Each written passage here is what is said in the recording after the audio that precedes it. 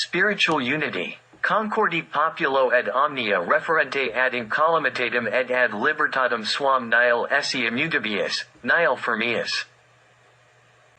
There is nothing more constant, nothing stronger than a nation that values its invincibility and freedom in everything it does.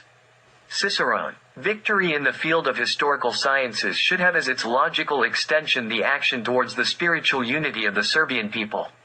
We have said that the main characteristic of a nation is its spirit, and from that, it follows that its cohesive strength is proportional to the strength of the spirit. A nation is strong or weak depending on whether its historical achievements live in the soul of the people and whether they inspire new feats and solidarity. The spirit is something that is difficult to break, something that cannot be destroyed in a man but only with a man. Spirit is nourished by national history, and the more glorious the history, the stronger the spirit of the nation. In 1912, Serbs lived in 4 states, 2 Serbian, Serbia and Montenegro, and 2 foreign, Turkey and Austria-Hungary. Yet despite that, there existed a strong national spirit and profound spiritual unity. That is why Serbs were able to achieve such remarkable feats and glorious victories. At that time, as they used to say, the Serbian, Oponic, traditional shoe trampled over 4 empires. Therefore, we must ensure that the spirit of the Serbian nation is nourished by Alexander and Nemanja, Saint Sava and Dusan, Lazar and Milos, Karađorđe and Njegos, Misak and Justin. In order to prepare ourselves for new battles, such as Arbela, Kosovo, Masar, Kamanovo, Kolubara, and Kazmakalan. Since the creation of Yugoslavia until today, Serbian spiritual unity has been shattered, and harmful habits have been formed. Now we must restore spiritual unity, cleanse ourselves, and rid ourselves of all those harmful habits, such as indifference, not holding the enemy accountable, self-deception, uninformedness out of fear, avoiding difficulties, and closing our eyes to reality. Among us, there should not and must not be those who speak like this. Leave me alone. I don't want to engage in politics. We are small and powerless. The destiny of the world is shaped by the great powers. Our task is to mind our own business, and so on. Such weaklings and spiritual paupers exist in every nation, like some thorns, and we have them too. These are national weaknesses that no one should pay attention to. Every time things get tough, they will be deserters. Difficult tasks cannot be accomplished by weak and feeble individuals. Nations are led by people who possess intelligence, knowledge, understanding, spiritual and mental strength, and who are capable of disregarding the difficulties they encounter on the path of their duty. A strong person is the one who does not change direction, does not lose patience, and does not get disappointed every day. When everything is going well, when the nation is free and soaring, and the state is strong, it is easy to be in one's place and be an assistant. But when the state is in disarray, the people are in distress, and foreigners rule in our home, assistants are not enough. Leaders and fighters are needed, brave and invincible. We need diligent individuals who know their job. We must create spiritual unity and a high national consciousness, so that the diligent ones will know what to do. Americans are an example of how a great and unified nation is built from many different peoples, religions, cultures, and opposing mentalities. We must put an end to divisions within the Serbian nation. In history there are no justified absences. Society is like a ship, the majority are passengers, and only a minority, the captain and crew, know the course and direction of navigation. A decade and a half ago, Serbs showed a strong will for national, cultural, and moral revival.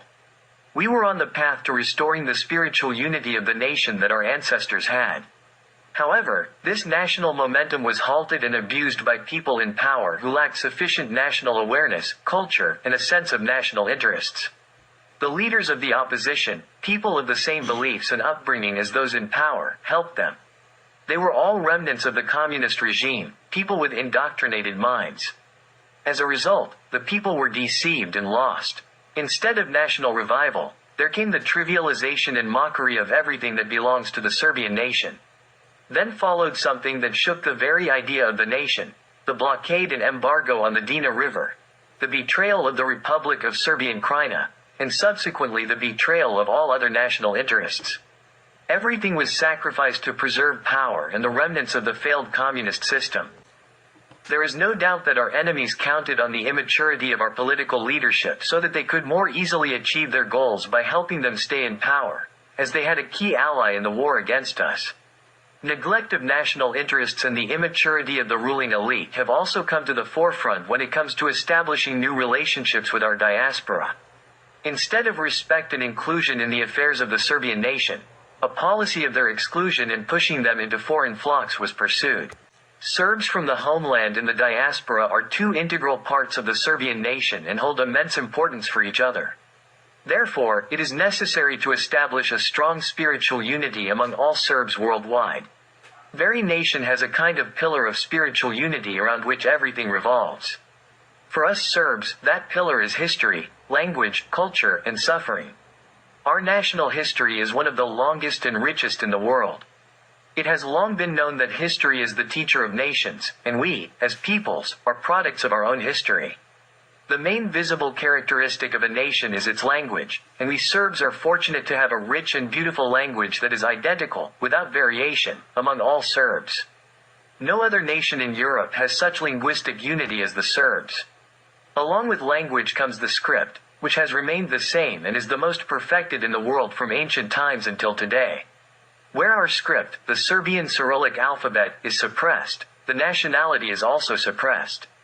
For example, in Dalmatia, Serbian Catholics used to write in Glagolitic script, then in Serbian Cyrillic script. The Polhika statute was written in Serbian Cyrillic. And now they write in Latin script and no longer identify themselves as Serbs. When it comes to faith and script, our church books have the exact same text as in the time of Saint Sava. And when we establish our ethnic unity among ourselves as contemporary Serbs, we simultaneously establish the continuity of spirit and body with our ancestors. A significant part of our culture is the Slava, patron saint celebration, a purely Serbian custom that is pan-Serb. Alongside the Slava, folk heroic songs and the Gusle hold a prominent place. The most crucial role in a nation is played by the myth of common ancestors. It is difficult to imagine the definition of an ethnic community without the myth of the lineage and ancestors. Historical memories can also have mythical significance. The boundary between myth and history has often been unclear or non-existent for many nations. Not only in the past but also in the modern world, that boundary is unclear where myth and historical memories are deeply rooted in national identity. Without knowledge of our origins, it is difficult to know who we are and where we are going. Our greatest asset is our past, and our relationship with it is crucial for our future. Serbia possesses one of the world's greatest treasures in the form of archaeology, to the extent that it can rightfully be called an archaeological mining site. Devotion to specific historical places has a mythical quality and constitutes a form of national identification. Those places are the land of our ancestors, a sacred land where our national figures from the fields of science, art, culture, religion, and politics resided. It is the land of our greatest heroes, the land of the most renowned struggles for freedom, and so on. Therefore, it is necessary to restore all the old churches and monasteries and return them to their former splendor. Special attention must be given to Kosovo and Metohija, where temples should be restored and ownership of the land that belonged to them should be returned. The relationship between land and us is a relationship of dual belonging. As much as the land is ours, we are also its. Devotion to a significant place or territory is essential for national identification, even when an individual is physically separated from their homeland for a long time. Strong connections exist and are maintained through nostalgia and spiritual attachment. Our sufferings are also significant and numerous. We have suffered at the hands of the Turks, Albanians, Germans, Austrians, English, Americans, Hungarians, and most notably, the Croats. After everything we have endured, we must once and for all clarify who our friends and enemies are. Our friends cannot be those who committed genocide and ethnic cleansing against us, who physically and spiritually destroyed us, forcibly converted us to change our national identity, demonized and oppressed us. Our relations with hostile states must be normalized according to the current situation. The correct approach towards our enemies should be reflected in all areas of cooperation, both economic and cultural. As a logical consequence of hostile acts, a complete correction of our relations with all aggressor states is necessary. Only then will they know that we deserve respect. The world is vast, and correcting these relations will not bring us any harm, but quite the opposite. We Serbs are not a people driven by hatred, and we have no need to hate anyone. We must be morally superior and calmly and rationally assess the actions and misdeeds of everyone. We do not seek revenge, an eye for an eye, but every crime must be punished in an appropriate manner. We cannot allow unpunished crimes committed against us to encourage criminals to continue committing them and gain benefits from these crimes. Every crime, there is an appropriate punishment.